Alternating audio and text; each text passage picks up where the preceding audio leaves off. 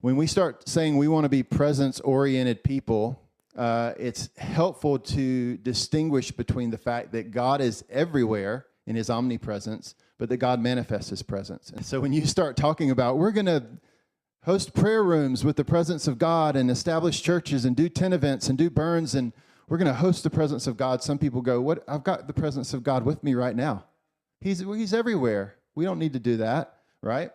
And so we need to understand the difference between the fact that God is everywhere, and David understood this. Psalm 139, where can I go from your presence? You know, if I go to the highest heights, you're there. If I go to the depths of Sheol, you're there, right?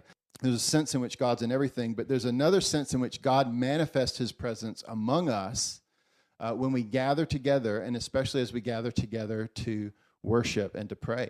That's why Jesus could say things like, where two or more gathered in my name, there I am in the midst of them.